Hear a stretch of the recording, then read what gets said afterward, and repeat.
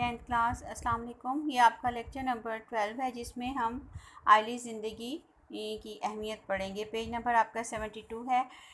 آپ کو علم ہوگا کہ گورنمنٹ نے جو ہے سلیبس جو ہے آپ کا کم کر دیا ہے، جس کے مطابق آپ کے پہلے 3 ٹاپک نہیں پڑھے جائیں گے. آئلی زندگی سے ہم سٹارٹ کریں گے.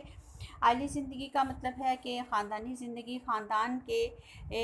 خاندان کے سے مراد ایک ایسے لوگوں کا گروپ کہا جا سکتا ہے جس میں جو ہے تمام خونی رشتے شامل ہوں، جس میں ماں باپ، بہن بھائی، نانا نانی، دادا دادی وغیرہ جو ایک جگہ پہ مل جل کے رہتے ہیں، اسے خاندانی زندگی کہتے ہیں اور جسے آئلی زندگی کہا جاتا ہے. آئلی زندگی سے مراد خاندانی زندگی.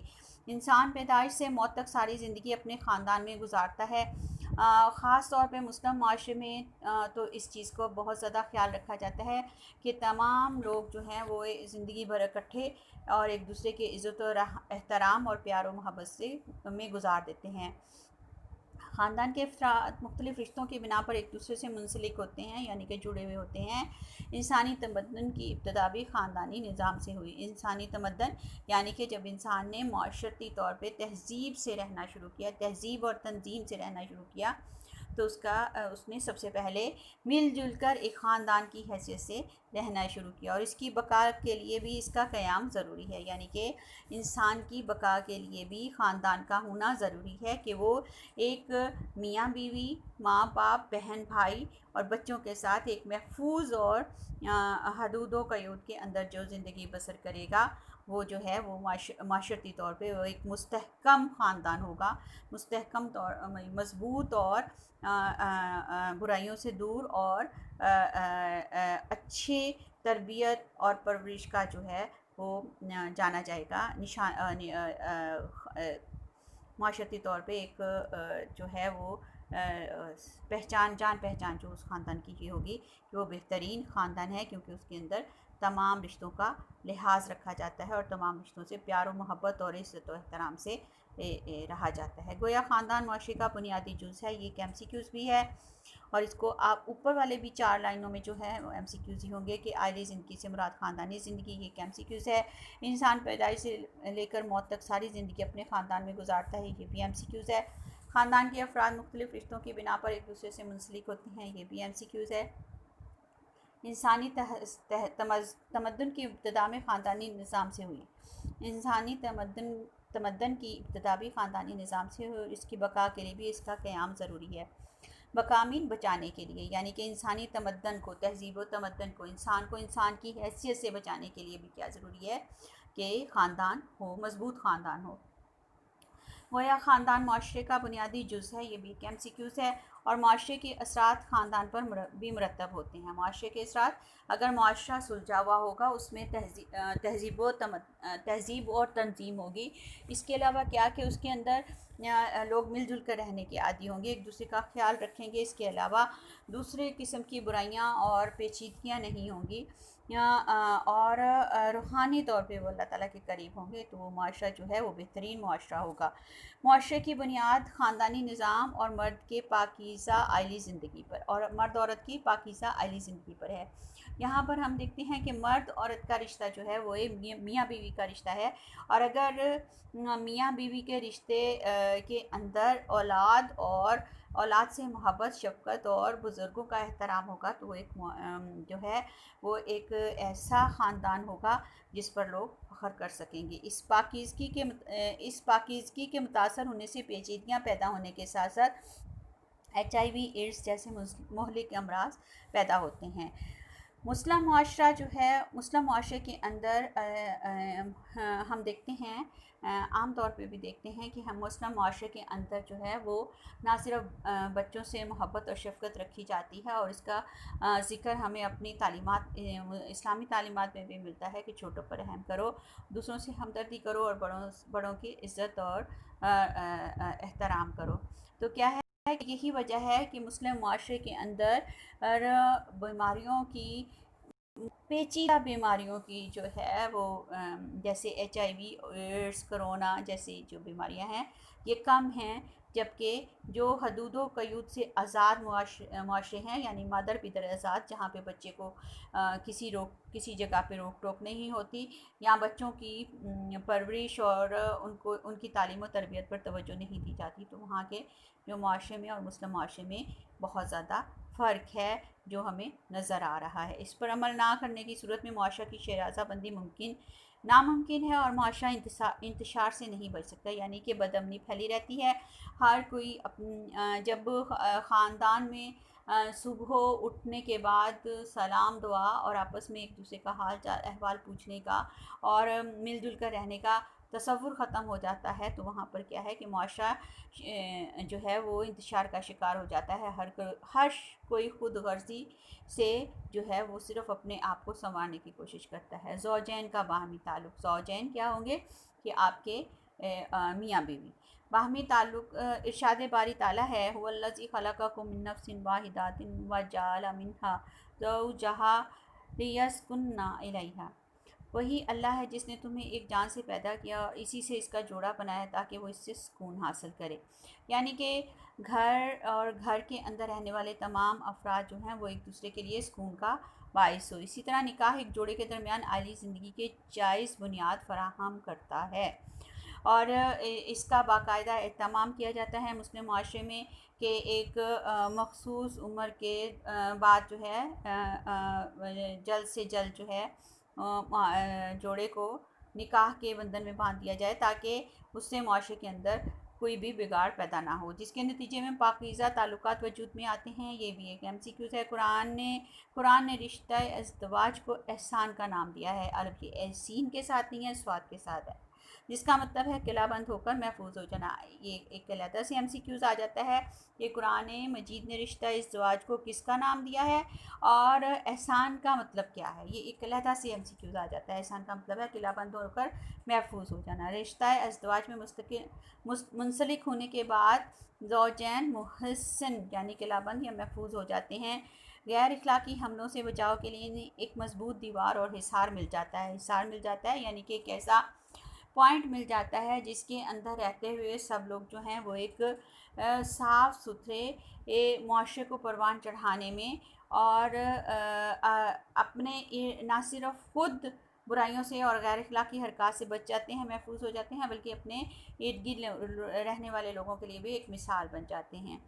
ہر ایک دوسرے کے لیے شریک رنج و راحت، بے لوث اور غمگسار ہوتا ہے۔ ہر ایک یعنی کہ دونوں میاں بیوی کیا ہوتا ہے، ایک دوسرے کے رنج و راحت میں شریک ہوتا ہے اور ایک دوسرے کا غمگسار ہوتا ہے۔ بے لوث یعنی کہ وہ اس سے کوئی معاوضہ نہیں مانگتا، بس ہمدردی اور محبت اور شفقت آپس میں اس قدر پیدا ہو جاتی ہے کہ وہ دونوں ایک دوسرے اور اس کے ساتھ ملے ہوئے دوسرے رشتے یعنی کہ بچے، ماں باپ، نانا نانی، دادا دادی، سب ایک دوسرے سے محبت اور ہمدردی رکھتے ہیں، اور اس طرح ایک ایسا معاشرہ تشکیل پاتا ہے جس میں امن اور سکون اور محبت ہوتی ہے، اور مشکلات و مسائل کے حل میں دونوں ایک دوسرے کے مددگار ہوتے ہیں۔ یکسوئی نصیب ہوتی ہے یعنی کہ دماغ میں سکون ہوتا ہے، تو پھر کیا ہوتا ہے، سوچ، غور و فکر اور ذہنی صلاحیتوں میں ایک اٹھان اور ان کے استعمال میں لانے سے آسانیاں پیدا ہوتی ہیں، یعنی کہ پھر وہ آگے بڑھنے کی صلاحیتیں ان کی بہت زیادہ بہتر ہو جاتی ہیں اور وہ لوگ جو ہیں وہ ترقی کی راہوں پر چل پڑتے ہیں۔ اس زندگی کا لطف اس وقت حد کمال کو پہنچ جاتا ہے جب گھر کے آنگن میں پھولوں جیسے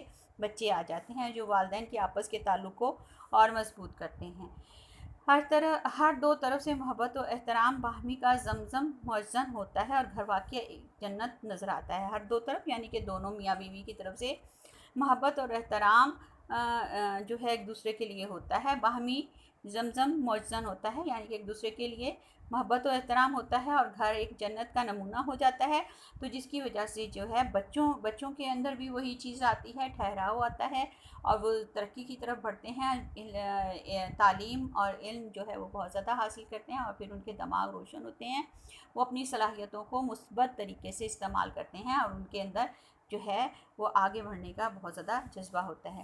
کیونکہ نسل انسانی کی بقا اور اس کی افزائش اللہ تعالیٰ کے نزدیک آئندی زندگی کا مقصد ہے۔ نسل انسانی ہم یہ سوچتے ہیں کہ انسان جو ہے وہ اتنی صدیوں سے حضرت آدم علیہ السلام سے لے کر اب تک جو ہے انسانوں کا ایک تسلسل چلا آ رہا ہے، اور یہ اللہ تعالیٰ کی نعمت ہے کہ اس نے انسانیت کے اندر جو ہے وہ اتنی نعمتیں عطا کر دی ہیں انسانیت کو کہ وہ ان نعمتوں سے اب بھی تک فیض یاب حاصل کر رہا ہے حضرت آدم کے دور سے لے کے، لیکن وہ ختم نہیں ہو رہی، یعنی کہ اللہ تعالیٰ کی نعمتیں بہت زیادہ ہیں۔ اور کیا ہے کہ ان سے جو ہے نسل انسانی کی بقا اور افزائش اللہ تعالیٰ کے نزدیک جو ہے وہ سب سے محبوب ہے، اور وہ کس طریقے سے حاصل ہوتی ہے؟ عائلی زندگی سے، اور اس پاکیزہ زندگی کا واحد راستہ جو ہے عقد نکاح ہے، یعنی کہ نکاح کے بندھن میں بندھ جانا، ورنہ فطرت کے وہ مقاصد کبھی حاصل نہیں ہو سکتے جو اپنے سامنے رکھتی ہے۔ فطرت کیا ہے؟ اللہ تعالیٰ کی طاقت۔ لہٰذا کسی معاشرے کی بنیاد خاندانی نظام اور مرد عورت کی پاکیزہ عائلی زندگی ہے۔ جب اس بنیاد کو ہی نیست و نابود کر دیا جائے تو معاشرے کی شہرازہ بندی کس طرح ممکن ہے؟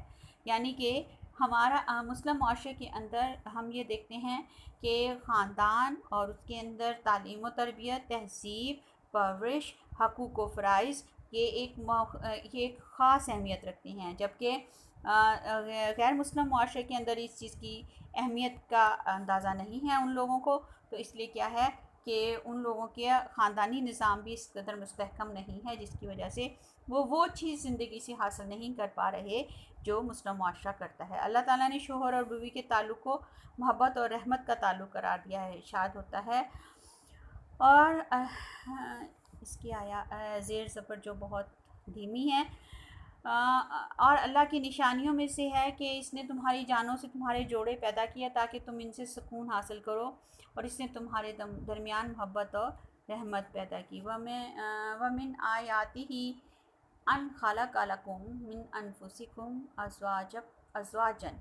أَزْوَاجًا لِتَسْكُنُوا إِلَيْهَا وَجَعَلَ بَيْنَكُم مَّوَدَّةً وَرَحْمَةً۔ اور اللہ کی نشانیوں میں سے ہے کہ اس نے تمہاری ہی جانوں سے تمہارے لیے جوڑے پیدا کیے، یہ سارے MCQs ہیں، اور تاکہ تم ان سے سکون حاصل کرو، اور اس نے تمہارے درمیان محبت اور رحمت پیدا کی۔ تو یہ آپ کا جو ہے ٹاپک چل رہا ہے جو ہمارا عائلی زندگی کا، یہ ایک پورا لانگ کوسچن بھی آ سکتا ہے کہ عائلی زندگی پر نوٹ لکھیے۔ حقوق و فرائض کی ابھی بات نہیں ہو رہی، ابھی صرف عائلی زندگی پر نوٹ لکھیے، تو آپ اس کو عائلی زندگی کے اوپر جو ہے وہ تفصیلاً بیان کریں گے۔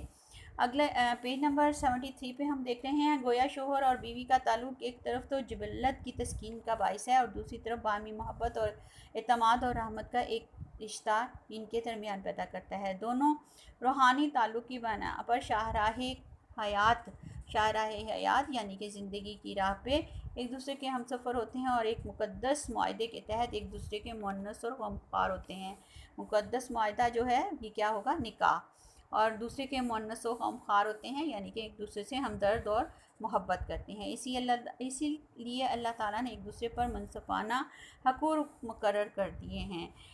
وَلَهُنَّ مِثْلُ الَّذِي عَلَيْهِنَّ بِالْمَعْرُوفِ، اور اسی طرح ان عورتوں کے حقوق ہیں جس طرح ان کے فرائض ہیں رواج کے مطابق، یعنی کہ حقوق و فرائض جو ہے جب ہم ایک دوسرے سے محبت کرتے ہیں، جب ہم ایک دوسرے کا خیال رکھتے ہیں، ایک دوسرے کا احترام کرتے ہیں، تو وہاں پر یہ بات نہیں رہ جاتی کہ ہمیں ایک دوسرے سے کوئی شکایت شکوہ ہو، بس ہم لگے ہوتے ہیں کہ ہمیں اس کا یہ خیال رکھنا ہے، ہمیں اس کا یہ خیال رکھنا ہے، اور دوسرا بھی اسی تگ و دو میں زندگی بسر کر دیتا ہے کہ وہ اس کی یہ ضرورت پوری کرے، اس کی یہ خیال رکھے، اور اس کا اس طریقے سے خیال رکھے۔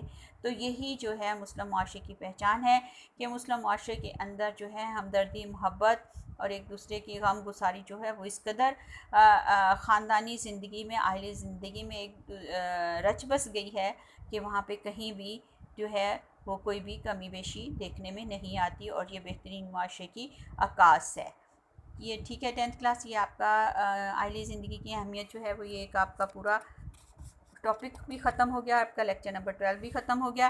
اس کا آپ ایک لانگ کوسچن بھی پورا یاد کریں گے، اور اس کے اندر سے شارٹ کوسچن اور MCQs بھی آپ یاد کریں گے۔